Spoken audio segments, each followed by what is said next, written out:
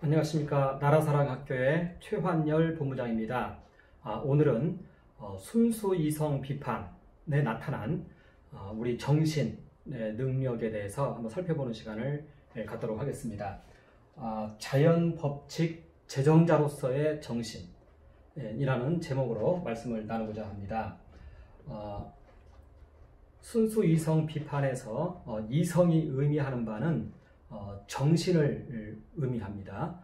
그리고 칸트는 순수이성 비판, 실천이성 비판, 판단력 비판을 썼는데, 순수이성 비판은 우리의 지성이 어떻게 형성되어지는지에 대해서 썼습니다. 그리고 지성이 형성되어지는 과정 속에서 우리 정신이 어떤 능력을 행사하는지, 그런데 놀랍게도 우리 이 정신은 법칙을 산출하고 있었습니다. 자연법칙 산출자 혹은 자연법칙 제정자로서의 이러한 정신의 놀라운 기능을 칸트가 논증을 한 것입니다. 그리고 실천이성 비판은 우리 정신의 하나의 그 실천, 행위와 관련해서 그 안에는 어떠한 선험적인 요소, 초월적 요소가 있는지를 살펴본 그런 내용입니다. 그리고 판단력 비판은 이렇게 지정의가 있다면 감정에 속한 부분에 대해서 그 안에는 또 어떠한 선험적인 요소, 초월적인 요소가 있는지 그것을 살펴본 것입니다. 오늘은 이제 순수이성 비판, 우리의 지성이 어떻게 형성되는지 그것을 나누는 그런 시간을 갖도록 하겠습니다. 명제가 만들어지는 과정 속에서 선험적 요소를 탐구한 것입니다. 우리가 사물을 보고 느끼고 경험을 하는 것이죠. 경험을 하고 그러면 이 사물이 우리 마음속에서 관념으로 떠오릅니다. 그걸 직관이라고 하는데요. 표상으로 우리 안에 떠오릅니다. 그리고 이 표상에 우리의 마음이 어떤 작용을 합니다. 그래서 이 표상에 대해서 우리 이 마음에서 이것을 범주로 카테고라이즈를 합니다. 분류를 합니다. 그렇게 해서 개념을 우리가 산출하는 것입니다. 그리고 이렇게 나타난 개념은 명제, 문장을 이루는 것이고요.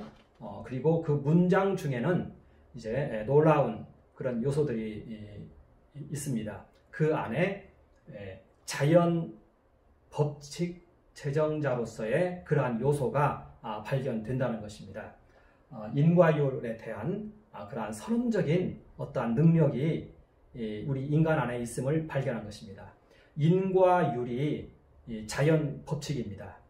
무엇 하면 무엇 한다. 이런 형태로 되어 있는 그런 문장들, 그런 것들이 더 깊어지고 강화되면은 그것이 바로 자연 법칙으로 나오는 것입니다. 그러한 능력이 우리 인간 안에 있다는 것을 칸트가 이제 발견하고 이것을 서술한 그러한 것입니다.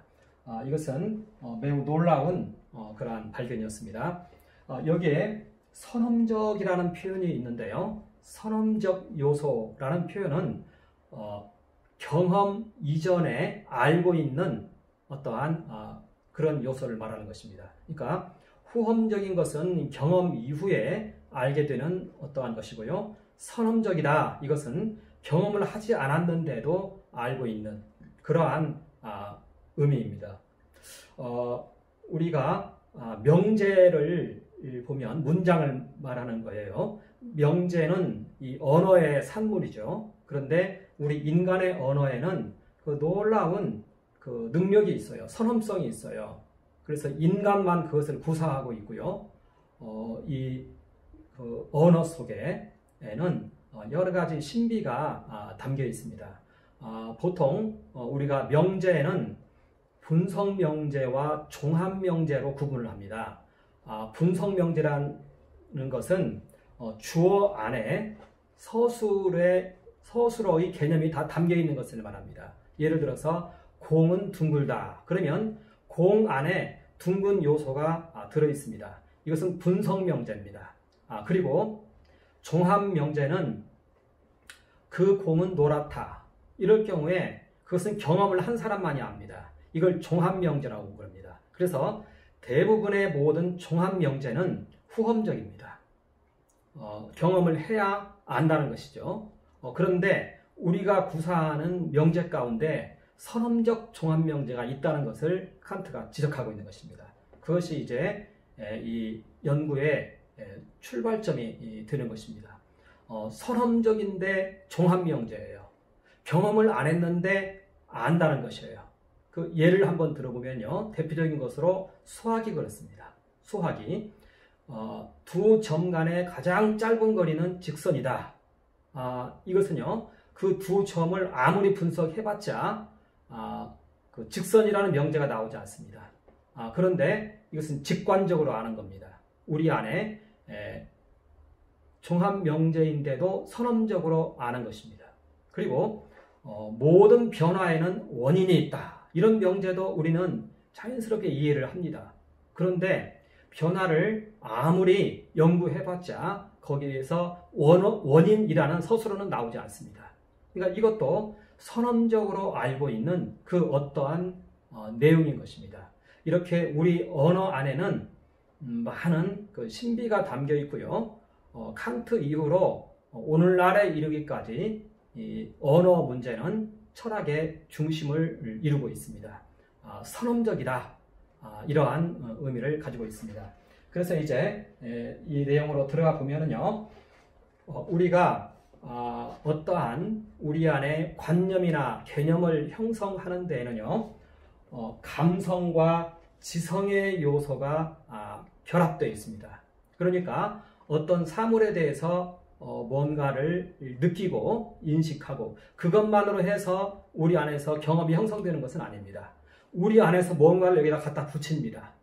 그러면서 그걸 지성이라고 지금 칸트는 표현했습니다. 이 두 개가 결합을 해서 어떤 개념이 나오는 것이고요. 또한 그런 개념들이 연결이 되어서 명제가 나오는 것입니다. 그런데 이렇게 나타난 명제 중에 보면은 인과율이 강하게 그 사이에 개입이 되어서 선험적 종합명제가 있다는 것을 발견을 하고 그걸 더 깊이 들어가 봤을 때 인과율을 우리 인간이 이해하는 능력이 있음을 발견한 것입니다. 그리고 이 인과율이라는 것은 세상 법칙을 말하는 것입니다. 이 자연 만물, 현상계에 있는 모든 자연 만물은 인과율 따라 되어 있습니다. 자연 법칙이 그렇습니다. 이러하면 이러하다. 이런 형태로 되어 있습니다. 이 인과율을 인간이 선험적으로 이해를 하고 있다는 것입니다. 그것이 인간의 선험성으로 존재하고 있다는 것을 칸트가 발견한 것입니다. 그래서 우리 안에 이렇게 인과율을 이해하는 요소가 있다면요, 우리가 경험하는 많은 것들이 우리 안으로 들어오면서 이제 개념을 형성하면서 이렇게 빠져나옵니다. 이때 이 안에서 이 인과율을 이해하는 요소가 있는데 그것은 바로 자연 법칙을 이해하는 요소입니다. 이해할 뿐만 아니라 경험들을 받아들여서 오히려 이 법칙으로 만들어냅니다. 그 다음을 또 추리하기 때문에요. 그래서 칸트는 우리 인간의 이 정신을 자연 법칙의 원초적 제정자는 아니지만 그러나 제정자다 이렇게 선포를 한 것입니다. 이것이 바로 칸트의 지식세계에 있어서의 코페르니쿠스적 혁명이다 이렇게 말을 하고 있습니다. 그래서 이제 우리는 어떻게 이 사물에 대한 경험이 이 명제로 혹은 지식이 되어서 나오는지를 우리는 이제 살펴보겠는데요. 이 안에 과정 속에서 이제 선험적 요소를 살펴볼 것입니다. 선험적 요소란 것은 배우지 않았는데도 이해하고 아는 것을 말하는 것입니다. 그것이 이제 인간의 기본적인 능력인 것입니다. 그것을 한번 살펴보는 시간을 갖도록 하겠습니다. 우리는 먼저 사물에 대해서 경험을 합니다. 그리고 그 경험된 것은 우리 이제 뇌리 속에서 표상이 되겠죠. 하나의 상으로 나타난다는 것입니다. 이것을 직관이라고도 합니다. 그리고 이 기능을 칸트는 감성적 기관이다 혹은 감성적 기능이다. 우리 정신에는 그러한 감성적 능력이 있습니다. 그래서 이것은요, 감각기관 플러스 특정한 그 무엇, 이렇게 칸트는 말합니다. 감각기관에서 여러 가지 느끼는 것이죠. 이 감각기관에서 주어진 요소들을 존 로크는 감각관념이라고 했습니다. 그리고 이 감각기관에 주어진 이 요소들이 그 무엇에 의해서 표상이 되는 것입니다. 그것을 로크는 내성관념이라고 했어요. 우리 마음에서 거기에다가 갖다 붙이는 뭐가 있다는 것입니다. 그렇게 해서 표상이 형성된다는 것입니다. 그러면 그것은 무엇일까? 칸트는 공간과 시간 개념을 말하고 있습니다. 우리 안에는 모든 사물들의 공간을 갖다가 붙입니다. 그 공간이란 요소는 그 사물에 붙어 있지 않아요. 그 대상에 붙어 있지 않습니다. 그것은 우리 정신이 거기에다 갖다 붙인 것입니다. 그래서 식물은 이러한 능력이 없어요. 우리 인간 그리고 동물 이런 존재들은 이러한 능력이 있습니다. 공간이라는 그 틀 안에서만 모든 것을 우리는 인식할 수 있습니다. 그것만 우리는 표상을 해낼 수가 있어요.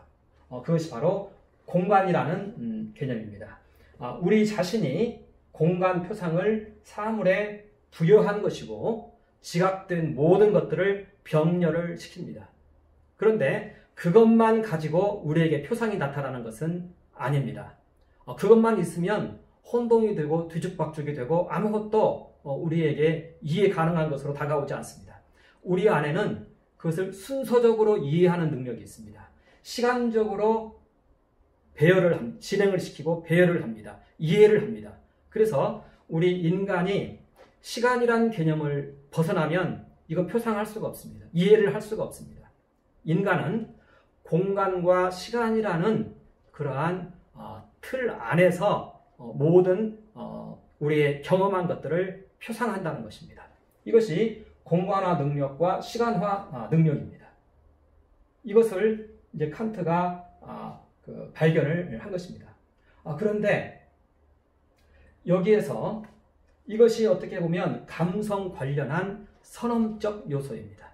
우리 안에 내재해 있는 선언적으로 타고난 그러한 요소라는 것입니다.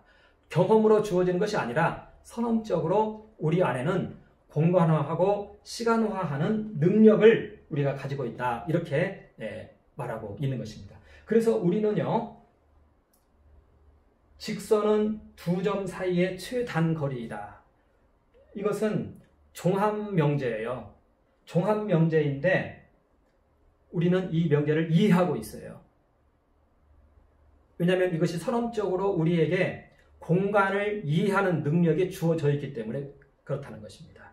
그리고 이 공간을 이해하는 것, 그것이 바로 기하학입니다. 기하학. 그래서 우리 안에는 기하학의 가능성이 주어져 있어요. 우리 정신에는요. 기하학의 능력이 주어져 있습니다. 그래서 이러한 기하학이 이 근세 때 과학의 출현과 더불어서 처음에 크게 융성해서 일어났지요. 기하학의 능력이 우리에게 주어져 있다는 것입니다. 그리고 순서를 이해할 수 있는 능력이 있어요. 그리고 이 순서는 산수입니다. 산수.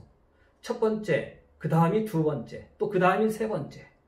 이러한 그 순서에 대한 이해, 시간에 대한 이해 능력, 그것이 바로 산수의 가능성이다. 이렇게 얘기를 하는 것입니다. 그래서 칸트는 우리 안에 감성과 관련해서 사물을 표상하는 것과 관련해서 우리 안에는 공간화 능력과 시간화 능력이 있는데 이것은 선언적인 것이고 이와 관련된 것들은 특히 기하학이나 산수나 이런 것들은 우리 안에 내재되어 있는 능력이라는 것입니다. 그것이 선언적이라는 것입니다. 어떻게 보면 감성과 관련된 선언적 요소를 지금 칸트는 이렇게 발견한 것입니다. 그리고 어떻게 이것이 선언적인 것을 아느냐? 선언적 종합명제를 우리가 이해하고 있더라는 거예요. 선언적 종합명제를 우리가 이해하고 있는 것을 보아서 바로 기하학과 산소학 이 부분은 우리 정신 속에 그 능력이 내재해 있다 이렇게 말하는 것입니다. 이러한 부분들은 이제 데카르트가 아주 중요하게 그 이해를 했었는데 칸트는 이제 이것을 이렇게 아주 논증하듯이 해서 객관화시켜 낸 것입니다. 자, 이렇게 해서 우리 안에 이제 표상이 성립이 됩니다. 어떤 경험에 대한 표상이, 관념이, 직관이 우리에게 형성이 되겠죠. 자, 그런데 이것이 이제 우리 안에서 들어갔다가 나오면서 명제가 되어서 나옵니다. 명제, 문장이 되어서 나와요. 그런데 이때 이 표상은 이 지성에게 이 제공하는 원료입니다. 이 표상이라는 것은 감성이 지성에게 제공하는 원료들이라는 것입니다. 그래서 이것이 우리 안에 어떤 틀 속으로 들어가는데요. 이것을 칸트는 범주라고 했습니다. 범주, 그 카테고리란 뜻인데요. 이 범주란 개념은 아리스토텔레스 때부터 이렇게 논리학의 주된 개념으로 자리 잡고 있는 그 논리학적인 용어입니다. 그리고 칸트도 아리스토텔레스에 있는 이 범주를 고스란히 가지고 와요. 그런데 아리스토텔레스의 그 범주는 사물을 구분하는 그 방법으로 썼고요. 칸트는 그 구분하는 방법이 바깥에만 있는 것이 아니라 우리 인간 내부에도 있다 이렇게 얘기한 겁니다. 그래서 이 범주는 우리 인간 내부에 있는 사물들을 분류하고 구분하고 하는 그러한 능력을 말하는 것입니다. 그리고 이 범주가 바로 지성과 관련한 선언적 요소라고 말하고 있는 것입니다. 이 범주란 얘기는 범주의 발견은 굉장히 놀라운 발견이에요. 우리 정신은 어떻게 보면은 지성과 관련해서는요, 범주라는 틀을 가지고 있어요. 형식을 가지고 있어요. 여기에서 틀, 형식은 공장과 비슷해요. 그런 공장을 가지고 있어요. 그래서 경험적 요소가 이 안에 들어와서 표상을 형성하고 이 공장을 휙 하고 지나가면 여기서 과학이 산출돼서 나와요. 이게 범주가 바로 그러한 공장이라는 것입니다. 이 범주에서 과학이 산출돼서 나오고요. 새로운 법칙이 만들어져서 나와요. 새로운 법칙이. 그래서 이 범주에 대한 개념을 칸트는 우리 지성과 관련해서 그 탁월한 선언적 요소이고 어떻게 보면 이 범주가 우리 지성의 전체일 수도 있는 것이죠.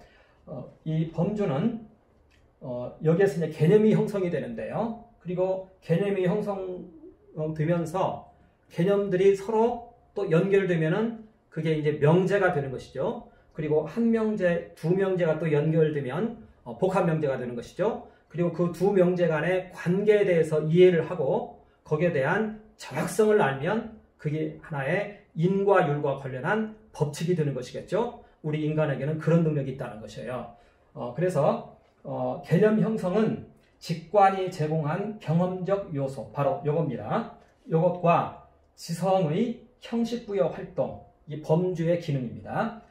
이것을 통해서 개념과 명제가 나온다고 했습니다. 그런데 우리 안에 있는 범주는 이 들어온 여러 가지 표상들을 어떻게 하느냐, 내용과 특징들을 결부시키는 행위를 합니다. 그리고 사유의 통일성을 제공합니다.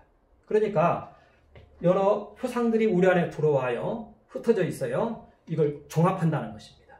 이때 종합할 때 어떤 형태로 종합하느냐, 그것을 판단이라고 하는데요. 칸트가 말하는 여기서 판단은 명제하고도 같이 이렇게 호환될 수 있는 개념입니다. 판단의 양은 실제로 존재해야 된다는 것이죠. 그리고 그것이 뭐 하나인지 전체인지 부분인지 이런 형태로 우리는 사물을 먼저 존재하는 거, 가시적인 거 이런 것들을 보고 이해를 하죠. 그 다음에는 그 안에 있는 내용물을 우리는 이제 또 이해하는 것입니다. 이것이 판단의 질입니다. 속성입니다. 그리고 그 다음에는 이 단어와 단어 간의 그 표상과 표상 간의 관계를 우리는 살핍니다. 그리고 그렇게 해서 문장으로 만들어내는 것입니다. 이렇게 나타난 문장이 정언명제가 있고요. 가언명제. 가언명제는 조건명제라고 하면 됩니다. 대체로 두 개의 다른 명제들이 합쳐졌을 때 이러한 가언명제가 많이 나타납니다. 그리고 선언명제. 이것인지 저것인지 이것도 아니고 저것도 아니고 또 이것이면서 저것이면서 이런 명제입니다. 여기에는 선언명제에는요. 종교적 명제가 많습니다. 형이상학적인 명제. 이것은 아무도 확장할 수가 없어요. 우리 언어 구사만 가지고는 이걸 확장을 시킬 수가 없어요. 물론 표적이 따라오면 이제 그 명제는 선언명제라고 바뀌죠. 하나님은 존재한다. 이렇게 선언명제로 이렇게 우리가 하는 것입니다. 정언명제는 대체로 도덕법이 그렇습니다. 이것은 조건이 없어요. 죄를 짓지 말라, 간음하지 말라, 사랑하라, 거룩하라, 도적질하지 말라. 아무런 근거 없이 툭툭 튀어나오는 명제가 있어요. 이것은 인과 율에 제약을 받지 않아요. 가언명제 같은 경우는 인과 율에 제한을 받는 명제예요. 예를 들면 내가 배가 고파서 빵을 훔쳐 먹었다. 이건 가언명제입니다. 이것은 조건 명제죠. 이것도 어떻게 보면 세상에서는요 통하는 명제예요. 그런데 내 입에서 양심의 소리가 들려옵니다. 도적질하지 말라. 이게 들려와요. 이 두 명제가 충돌을 합니다. 이런 정언 명제가 있다는 것을 칸트가 얘기합니다. 특히 이 인과율로부터 자유로운 명제입니다. 정언 명제는요 그 특성을 가지고 있어요. 여기에 자유가 나옵니다. 이제 자 그래서 이렇게 가언 명제, 선언 명제가 있습니다. 그리고 이 명제가 또 얼마나 정확하냐에 따라서 미정, 확정, 명정 이렇게 나옵니다. 확정, 대체로 법칙은 확정적 명제입니다. 명증은 이제 수학적인 공식을 표현할 수 있는 명제, 아주 명확한 명제입니다. 이게 하나의 법칙 이렇게 되겠죠. 이 순서에 따라서 지식 여부가 결정이 되는 것입니다. 자 그런데 여기에서 칸트가 굉장히 중시적인 명제가 이 가언명제입니다. 가언명제. 가언명제로서 확정적인 명제 혹은 명증적인 명제 이런 명제가 우리에게는 있다는 것을 칸트는 발견한 것입니다. 물에 열을 가하면 물이 끓는다. 자 여기에서 이거 가지고 흉하고 많은 그 논쟁이 있었어요. 흉은 그 인과율을 거기에 적용시키면 안 된다. 그 사물 자체를 모르는 상황에서 그 이면에 어떻게 이것이 왔다 갔다 했는지도 모르는데 그것을 확정적 명제로 받아들이면 그 다음을 연역하는데 문제가 많다. 그것은 지식이 아니다. 흉의 이 회의주의는 유명합니다. 이때 칸트는 말합니다. 그렇다. 우리가 물 자체는 알 수가 없다. 그러나 현상, 우리 눈에 보이는 것을 현상이라고 합니다. 현상과 현상 사이에 발생하는 것에 대해서는 우리에게는 그 추정을 하고 확정적인 발언을 하는데 이건 모두가 받아들이는 그러한 명제이고 자연스럽게 사용되는 명제이고 반복적인 실험을 통해서도 그것은 확정되는 명제이다 하면서 우리 안에는 현상과 현상을 바라보면서 그 두 당사자 간의 그 힘의 원리를 추정할 수 있는 추정 능력이 있다. 인과율을 이해하는 능력이 있다. 이렇게 발표한 것입니다. 이걸 가리켜서 이제 많은 논쟁이 있었어요. 어떻게 보면 휴메의 논리와 칸트의 이러한 논리. 그런데 이 인과율에 대한 이해에서 이제 우리 안에는 인과율을 이해하는 능력이 있다는 것을 이제는 발표되게 된 것입니다. 그렇기 때문에 데카르트의 그 얘기가 여기서 이제 성취가 되는 거예요. 데카르트는 우리 마음 안에 있는 어떤 수학적 법칙이나 이러한 것과 또 저 사물 안에 있는 수학적 법칙이 있는데 저기에 있는 법칙이 여기에 있는 법칙과 일치가 된다면 우리는 저 사물 이면의 그 이면까지 우주의 끝까지라도 우리는 우리의 지성을 통해서 확인할 수 있다. 한 이러한 부분들을 이 인과율에 대한 것을 통해서 우리는 이제 더 정확하게 이해할 수 있게 된 것이죠. 그래서 우리 안에는 인과율에 따른 선험적 종합 명제들이 많다는 거예요. 모든 자연 법칙에 관련된 요소들은 다 이렇습니다. 그래서 보면요. 변화가 있다면 원인이 있다. 이게 선험적 종합 명제입니다. 이건 다 이해를 합니다. 경험하지 않았어도 이해를 합니다. 변화가 있다면 이것은 조건절이죠. 원인이 있다. 종속절이죠. 조건과 결과가 있는데 이 양자 간의 그 인과관계를 우리는 확정하고 있는 것이에요. 그리고 이것을 모두가 공용하고 있는 것이에요. 이것이 바로 어떻게 보면 인과율에 대한 우리 인간의 이해 능력인 것입니다. 물에 열을 가하면 수증기가 된다. 이것도 아무리 이 명제를 분석해봤자 이 안에서 수증기라는 명제가 나오지 않습니다. 그런데 이 두 명제가 결합되고 이것이 맞는 명제가 되는데 이것은 우리 안에 있는 인과율 이해의 능력이 있다는 것입니다. 자, 그런데 자연 법칙이 인과율로 되어 있습니다. 자연 법칙이. 우리가 발견한 모든 자연 법칙은 인과율 형태로 표현이 됩니다. 그렇게 해서 하나씩 더 알아가는 것이에요. 인과율을 통해서 이 사물과 이 사물의 관계를 알고 이 사물과 또 저 사물의 관계를 알아서 자연 법칙을 이해하고 그것을 세운다는 것입니다. 그러니까 자연 법칙을 이해하는 능력이 우리 안에 있더라는 것이에요. 그리고 많은 경험들을 통해서 이 경험이 우리 안에 들어왔다가 이 밖으로 빠져나가면서 우리는 무의식 중에 이 안에서 법칙을 만들어내고 있는 것입니다. 우리 안에 있는 모든 아이디어가 사실은 이런 요소를 가지고 있습니다. 과학의 발견이 이런 요소를 가지고 있습니다. 그래서 칸트는 우리 정신이 우리가 바로 자연 법칙의 제정자다 이렇게 얘기를 한 것입니다. 이것이 어떻게 보면 순수이성 비판에서 하고자 하는 그러한 얘기였던 것입니다. 자연 법칙 제정자로서의 정신입니다. 그러니까 우리가 정신의 존재를 인정해야 돼요. 근세 철학 이후의 모든 철학은요, 정신에 대한 연구입니다. 정신을 부정하면 안 됩니다.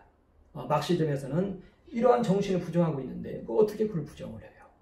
여기에서 과학이 나오고 여기에서 이제 생산수단의 변화가 있는 것이지 생산수단에서 정신이 흘러나온 것은 아니라는 것입니다. 자, 오늘 진행합니다. 정언명제가 있어요. 이것은 아까 말씀드린 것처럼 인과율로부터 자유한 명제가 있습니다. 인과율의 제재를 받지 않아요. 도덕법이 그래요. 그런 명제가 있습니다. 선언명제가 있습니다. 형이사학적 명제가 있습니다. 이런 형태의 명제하고요. 이런 형태의 명제하고 이런 형태의 이 명제가 우리 안에는 또 끝없이 이념화 작업을 합니다. 이념화라는 얘기는 뭐냐면 통일시키려고 노력을 한다는 거예요. 그런데 이런 명제는 이 통일이 되지 않습니다. 칸트가 이것을 이율배반이라고 표현하고 있어요. 경험하지 못한 거에 대해서는 우리는 통일을 시켜내지 못합니다. 이념화 시키지 못해요. 픽스 시키지 못해요. 하나님은 사랑이다. 이걸로 정하지 못해요. 또 하나님은 거룩이에요. 왜냐하면 사랑하면서 또 공의롭게 심판을 하거든요. 이 두 명제를 어떻게 조화해야 될지 우리 인간에게는 그런 것들을 이념화하는 능력이 없습니다. 그리고 이러한 정언 명제에 대해서도 마찬가지입니다.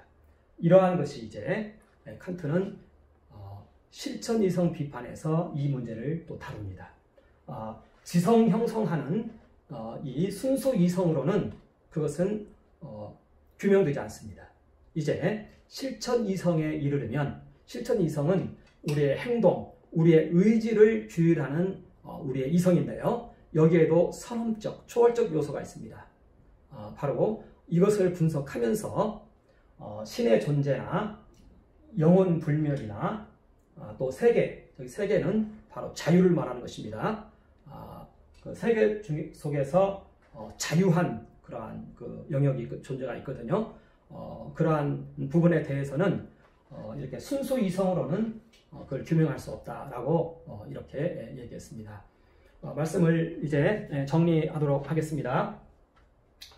칸트는 이 순수 이성 비판을 통해서 자연법칙 제정자로서의 정신을 말했습니다. 그리고 그것은 언어의 선험성을 기반으로 해서 논리를 전개했는데요. 명제를 말합니다.